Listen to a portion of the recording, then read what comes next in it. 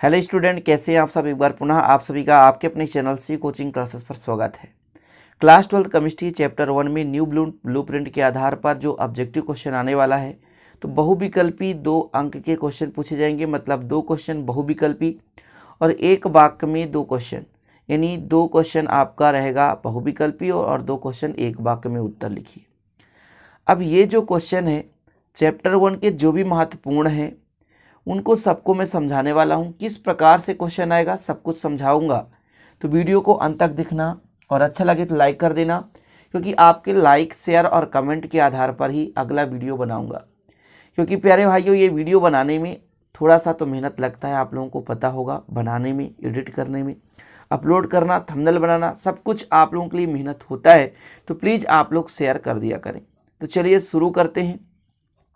तो चैप्टर 1 में सबसे पहले ठोसों के बारे में आपको समझना होगा कि क्रिस्टलीय ठोस और अक्रिस्टलीय ठोस। अब इनमें से क्वेश्चन कैसे आता है, क्वेश्चन कैसे आएगा कि क्रिस्टलीय ठोस के 2 उदाहरण दीजिए। तो आप कोई भी क्रिस्टलीय ठोस ले सकते हैं, चाहे आयनिक क्रिस्टल लें, चाहे सहसंयोजी क्रिस्टल लें, चाहे धात्विक क्रिस्टल लें, चाहे आणविक क्रिस्टल लें। क्वेश्चन घुमाकर पूछा जाएगा। आप यदि इस प्रकार एग्जाम्पल याद कर लेते हैं तो क्वेश्चन कैसे भी पूछ दिया जाए आपसे बन जाएगा। या कि 4 ऑप्शन देगा, उसमें से एक ऑप्शन ऐसा रहेगा जो अक्रिस्टलीय ठोस का रहेगा और कह देगा निम्न में से कौन सा क्रिस्टलीय ठोस नहीं है।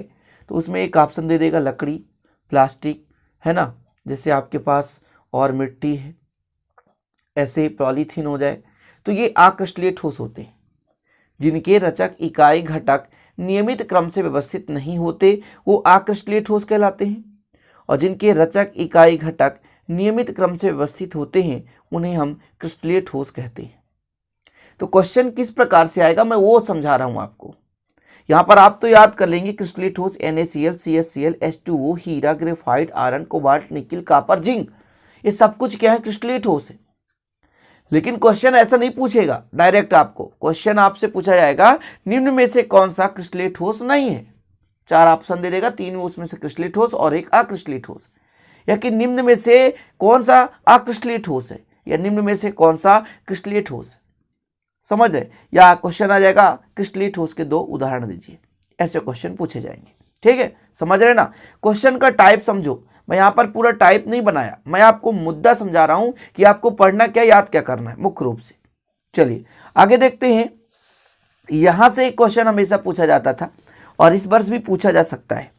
आयनिक क्रिस्टल, आणविक क्रिस्टल, सहसंयोजी क्रिस्टल और धात्विक क्रिस्टल, मतलब ये चारों ठोस हैं जो कि क्रिस्टल के उदाहरण हैं। जैसे आयनिक ठोस, आणविक क्रिस्टलीय ठोस या सहसंयोजी ठोस, धात्विक ठोस, ये चारों क्रिस्टल हैं और चारों के चारों ठोस है, क्रिस्टलीय ठोस है।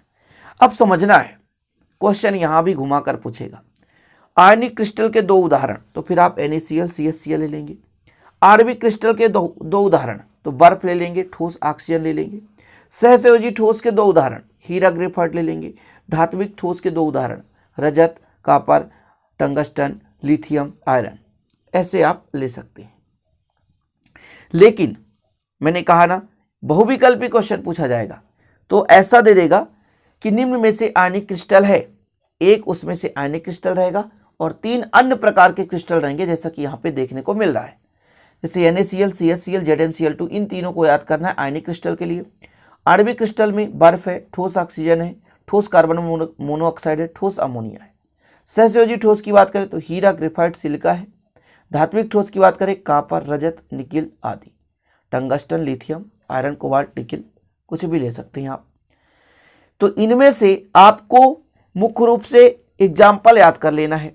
एग्जाम्पल के बाद प्यारे भाइयों क्वेश्चन कैसे भी घुमा दे आपसे बनना चाहिए। क्वेश्चन बोल देगा निम्न में से कौन सा क्रिस्टलीय ठोस में से आयनिक क्रिस्टल का उदाहरण है, निम्न में से आयनिक क्रिस्टल का उदाहरण नहीं है। दे देगा बर्फ है, कौन सा ठोस है, आणविक क्रिस्टल, आयनिक क्रिस्टल, सहसंयोजी ठोस या सहसंयोजी क्रिस्टल, तो आपको वहां पे बताना पड़ेगा आणविक क्रिस्टल। चलिए अब एक मुख्य रूप से इसमें से 4 ऑब्जेक्टिव और कौन से बनते हैं। आयनिक क्रिस्टल के जो रचक इकाई घटक होते हैं वो आयन होते हैं। आयनिक क्रिस्टल के जो रचक इकाई घटक होते हैं वो आयन होते हैं। आणविक क्रिस्टल के जो रचक इकाई घटक होते हैं वो अणु होते हैं। सहसंयोजी के जो परमाणु होते हैं और स्टूडेंट धात्विक ठोस में धात्विक परमाणु होते हैं। ये चीज समझना जरूरी है, ठीक है ना। जो चीजें मुख्य रूप से ऑब्जेक्टिव स्टूडेंट वहां से मैं करा रहा हूं और आशा और उम्मीद है कि इसे आप लोग अच्छे से तैयार करेंगे, ठीक। तो जो सहसंयोजी ठोस है इसमें परमाणु होता है और धात्विक ठोस है इसमें धातु परमाणु रचक इकाई घटक होते हैं। अब जैसे क्वेश्चन आता है नेटवर्क ठोस किसे कहा जाता है, तो सहसंयोजी ठोस को नेटवर्क ठोस कहा जाता है। सहसंयोजी ठोस को नेटवर्क ठोस कहा जाता है। प्राकृतिक में सर्वाधिक कठोर पदार्थ क्या है, आपसे पूछा जाए प्राकृतिक में सर्वाधिक कठोर पदार्थ क्या है, तो आप बताएंगे हीरा। ये हीरा जो कि सहसंयोजी ठोस का उदाहरण है। नेटवर्क ठोस आपसे कहा जाए नेटवर्क ठोस तो सहसंयोजी ठोस, ठीक है। अब स्टूडेंट इनके जो गुण हैं वो कभी नहीं पूछे जाते, एग्जाम्पल से ही क्वेश्चन हमेशा पूछा जाता है, इसलिए आप लोग अच्छे से तैयार कर लें। जैसे और पूछा जाएगा कि आणविक क्रिस्टल में किस प्रकार का आकर्षण बल होता है, तो कूलाम आकर्षण बल होता है। आयनिक क्रिस्टल में आयन से मिलकर बना होता है और इसमें कूलाम आकर्षण बल होता है। आणविक क्रिस्टल में स्टूडेंट वान डर वाल्स बल होता है। कौन सा बल होता है? वान डर वाल्स बल होता है। ऐसे क्वेश्चन पूछे जा सकते हैं, इसलिए मैं आप लोगों को बता रहा हूं। सहसंयोजी ठोस में किस प्रकार का बंध होता है, तो सहसंयोजी बंध होता है, और धात्विक ठोस में धात्विक बंध होता है। आप लिख लिया करो, ठीक है, क्योंकि मैं बहुत बारीकी से समझा रहा हूं, जहां से क्वेश्चन पूछे जाने की संभावनाएं रखते हैं। आप ये मत कहना प्यारे भाइयों कि ऐसे क्वेश्चन नहीं बनेंगे, ठीक है। तो ये हो गया आपका ठोस से संबंधित जितने भी प्रकार क्वेश्चन पूछे जा सकते हैं। आगे बात करते हैं कुल एकक सेलों की संख्या। ध्यान रखना ठोस से क्वेश्चन आना ही आना है एक, इसलिए आप लोग बखूबी से एग्जाम्पल याद करें, ठीक है। मैं जितना करा रहा हूं उतना यदि आप तैयार कर रहे हैं तो बहुत है प्यारे भाइयों। मैं ये नहीं कहता हूं कि चारों के चारों आ जाएं, क्योंकि यार मैं भी एक पेपर बनाने वाला टीचर नहीं हूं, लेकिन ये उम्मीद है कि यहाँ से ही क्वेश्चन पूछे जाते हैं और यहाँ से कुछ क्वेश्चन पूछे जाएंगे, ठीक है। सभी के सभी महत्वपूर्ण है, इनको तो तैयार ही कर लेना है। एकक सेलों की कुल संख्या होती है 14 और मूल क्रिस्टल तंत्र की संख्या होती है 7। एकक सेलों की कुल जो संख्या होती है 14 होती है, मूल क्रिस्टल तंत्रों की संख्या होती है 7। सरल घनी एकक सेल में कणों की संख्या 1 होती है। सरल घनी एकक सेलों में कणों की संख्या 1 होती है। काय केंद्रित घनी एकक सेल में कणों की संख्या 2 होती है। फलक केंद्रित घनी एकक सेल में जो कणों की संख्या होती है 4 होती है। इसी प्रकार सरल घनी जालक की समन्वयन संख्या 6, काय केंद्रित घनी जालकों की समन्वयन संख्या 8, फलक केंद्रित घनी एकक सेलों में या जालकों की समन्वयन संख्या 12 होती है। वर्गाकार निबिड़ संकुलन में समन्वयन संख्या 4, षटभुजाकार निबिड़ संकुलन में समन्वयन संख्या 6 होती है, ठीक है। इतना क्लियर? आप लोगों को बिल्कुल किसी भी दम पे याद ही कर लेना प्यारे भाइयों, आपको छोड़ना नहीं है। आगे बात करते हैं सम चतुष्फलकीय रिक्तियों की समन्वय संख्या की बात करें तो 4। सम चतुष्फलकीय रिक्तियों में समन्वय संख्या 4 होती है। अष्टफलकीय रिक्तियों में समन्वय संख्या 6 होती है। सम चतुष्फलकीय रिक्ति की त्रिज्या अनुपात 0.225 होता है, जबकि अष्टफलकीय रिक्ति की त्रिज्या अनुपात 0.414 होता है। चलिए यहां से क्वेश्चन बढ़िया घुमाता है कि CSCl में समन्वय संख्या का अनुपात 8:8 और NaCl में समन्वय संख्या का अनुपात 6:6। अब ऐसा क्वेश्चन तो पूछा ही जाता है, लेकिन और कैसे घुमाता है। CSCl में सीजियम क्लोरीन के कितने अणुओं से या परमाणुओं से घिरा होता है, तो 8 परमाणुओं से घिरा होता है या 8 आयनों से घिरा होता है। NaCl में जो सोडियम है क्लोरीन के कितने आयन से घिरा होता है, तो 6 आयन से घिरा होता है। ऐसा क्वेश्चन पूछा जाता है, ठीक। इकाई सेल के घनत्व का सूत्र Zm/A³ × n। ब्रैग समीकरण का सूत्र होता है n लैम्डा बराबर 2d sin थीटा। क्या होता है? n लैम्डा बराबर 2d sin थीटा। इसके बाद स्टूडेंट यहां से क्वेश्चन बहुत ही महत्वपूर्ण है, साटकी दोष और फ्रैंकल दोष में। साटकी दोष में क्या होता है, जो रचक इकाई घटक है अपने स्थान को छोड़कर बाहर निकल जाते हैं, लेकिन फ्रैंकल दोष में स्टूडेंट क्या होता है कि जो रचक इकाई घटक है वो अपने अंतराकाशी स्थान पे ही फंस जाते हैं। उदाहरण मुख्य रूप से याद करना है NaCl, KCl, CSCl, KBr। यहाँ पर ZnS, AgCl, AgBr, AgI लेकिन AGBR में साटकी दोष और फ्रैंकल दोष दोनों दोष पाया जाता है। क्वेश्चन कैसे पूछा जाएगा, ऐसा कौन सा दोष है जिसमें ऐसा कौन सा यौगिक है जिसमें साटकी दोष और फ्रैंकल दोष दोनों दोष पाया जाता है स्टूडेंट, तो वो है आपका AGBR। त्रिज्या अनुपात का सूत्र है धनायन की त्रिज्या बटे ऋणायन की त्रिज्या, ये त्रिज्या अनुपात का सूत्र है। ठीक है, अब यहां से क्वेश्चन बहुत प्रकार से स्टूडेंट घुमा दिया जाता है, इसलिए आप लोग यदि इतना तैयार कर लेते हैं, किसी भी प्रकार से क्वेश्चन घुमाएगा तो आप आसानी से कर पाएंगे।